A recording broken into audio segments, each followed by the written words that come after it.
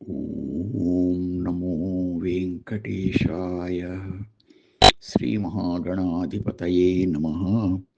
శ్రీరామకృష్ణగురవే నమః. విహాయ స గతిర్జ్యోతిః సురుచిర్హుతభుగ్విభుః రవిర్విరోచనః సూర్యः సవితా రవిలోచనః. శ్రీ విష్ణు సహస్రం 94వ శ్లోకంతో నామస్మరణ చేసుకుని భీష్మ ఉపదేశం విందాం. నృగ మహారాజు చరిత్ర విన్న తరువాత ధర్మరాజు, పితామహ, గోదానం సక్రమంగా నిర్వహిస్తే దాని ఫల విశేషం వినాలని ఉంది అన్నాడు. భీష్ముడు చెప్పసాగాడు. ధర్మనందన, అల్ప ప్రయత్నంతో అధికమైన ఫలాన్ని ప్రసాదించేది గోదానం. గోవు అన్ని విధాలా పవిత్రమైంది కావడమే ఇందులోని విశేషం. ఆవు పేడతో దేవతా పితృదేవత పూజా ప్రదేశాలు కూడా శుద్ధి పొందుతున్నాయి. అంతటి పవిత్రమూర్తిని దానం చేయడం వల్ల దాత, గ్రహీత ఇద్దరూ పవిత్రులవుతారు. గోమహిమను, గోదాన మహిమను తెలియజేసే ఒక సంఘటన ఉంది, చెబుతాను విను. ఉద్దాలకుని కుమారుడు అని అతడు ఒక నిష్ఠాగరిష్ఠుడైన మేధావి. ఆయన ఒకనాడు మధ్యాహ్న సమయంలో దర్భలు మొదలైన యాజ్ఞిక వస్తువులను ఏటి ఒడ్డున ఉంచి మరచొచ్చాడు.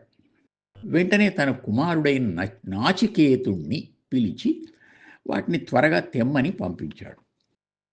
అవి ప్రవాహంలో కొట్టుకొని పోవడం చేత కనిపించకపోగా అతడు ఒట్టి చేతులతో తిరిగి వచ్చి తండ్రికి యథార్థం చెప్పాడు.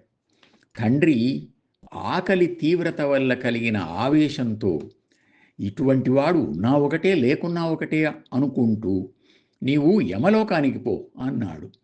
ఆ బాలుడు చేతులు జోడించి ప్రసన్నుడవు గమ్మని ప్రార్థిస్తున్నంతలోనే తండ్రి మాటే శాపమై చైతన్యం కోల్పోయి పడిపోయాడు. అది చూచి తండ్రి పశ్చాత్తాపంతో కృంగిపోతూ క్రిందపడి మూర్ఛపోయాడు. కొంతసేపటికి తేరుకొని కుమారుణ్ణి తేరి పారదూస్తూ తడిమి దూసుకుంటూ ఆగని దుఃఖంతో ఉండగా ఆ దినశేషం, ఆ రాత్రి అలా గడిచిపోయాయి. తెల్లవారింది. అతని కన్నీళ్లతో తడిసిన ఆ బాలుని శరీరం మెల్లగా చైతన్యవంతమైంది. చూస్తుండగానే అతడు కళ్ళు తెరిచి తండ్రి వైపు చూడగా ఆయన పరమానందంతో, నాయనా పుణ్యాత్ముడవు, నా పూర్వ పుణ్యం బాగుంది, తిరిగి వచ్చావు. నీ శరీరం మునుపటి కంటే ప్రసన్నంగా దివ్య సుగంధభరితంగా ఉంది. నీవెక్కడికి వెళ్ళావు? ఎలా రాగలిగావు చెప్పు అని కుతూహలపడుతూ అడిగాడు. అప్పుడు నాచికేతుడు లేచి కూర్చొని తండ్రికి నమస్కరించి ఇలా చెప్పాడు. తండ్రి, నీ ఆజ్ఞతో యమలోకానికి వెళ్ళాను.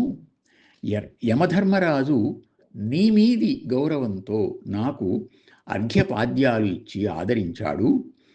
నేను ఏ లోకంలో ఉండాలి అని అడగగా ఆయన, మీ తండ్రి ఆజ్ఞ ప్రకారం వచ్చావు అంతే, నీవు మరణించలేదు, తిరిగి మీ తండ్రి గారి దగ్గరికే వెళ్ళి ఆయన దుఃఖాన్ని తొలగించు అన్నాడు. సరే, అలాగే వెళ్తాను అని అంటూ నేను, మహాత్మా, ధర్మమయుడవైన నీ దర్శనం లభించింది, ఇంకా పుణ్యలోకాలను దర్శించాలని ఉంది, అనుగ్రహిస్తారా అని ప్రార్థించాను. ఆయన దయతో ఒక రథం ఏర్పాటు చేసి నన్నెక్కించి తాను కూడా ఎక్కి చేయి పట్టుకొని అనేక విశేషాలు చెబుతూ పుణ్యలోక దర్శనం చేయించాడు.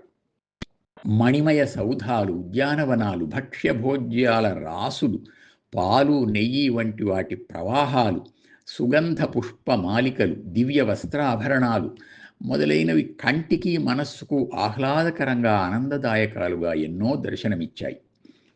ఈ సౌఖ్యాలను ఎవరు అనుభవిస్తారు అని నేను ఆశ్చర్యంతో అడగ్గా ఆయన అనేక విధాలైన పుణ్యకార్యాలు చేసిన వారిని పేర్కొని వారికి ఇవి అనుభవయోగ్యాలు అని చెబుతూ, ప్రత్యేకించి ఉత్తమ గోదానం చేసిన వారు వీటిలో శ్రేష్టమైన వాటిని అనుభవిస్తారు అని ఇలా చెప్పాడు.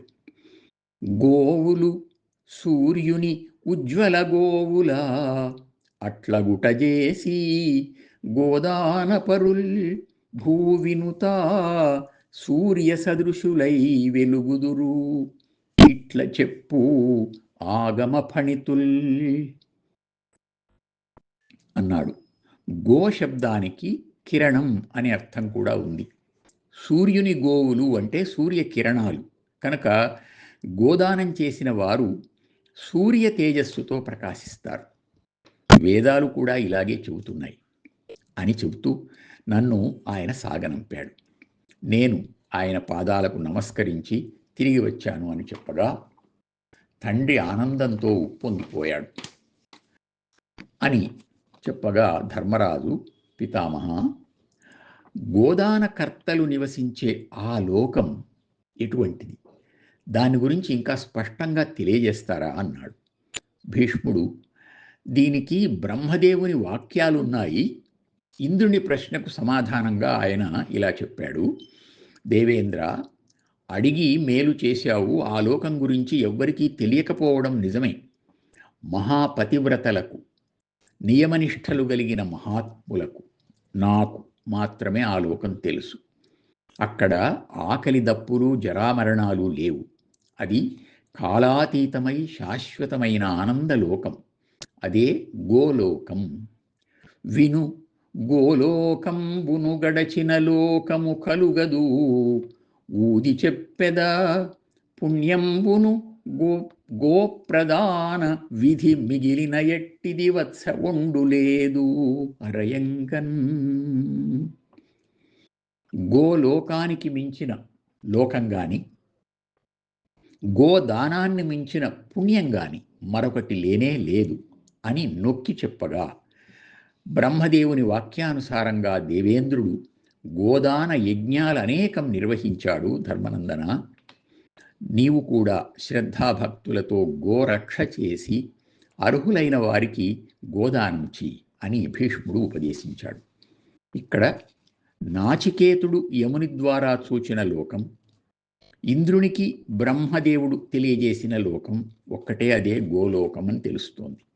అక్కడ ఆనందం తప్ప మరే బాధలు లేవని, జరామరణాలు లేవు అని చెప్పడం వల్ల అది ముక్తిలోకమని తెలుస్తూ ఉంది. ఫలితంగా గోదానం సాక్షాత్తుగా ముక్తిని ప్రసాదిస్తుంది అని గ్రహించవచ్చు. ఓం నమో వెంకటేశాయ.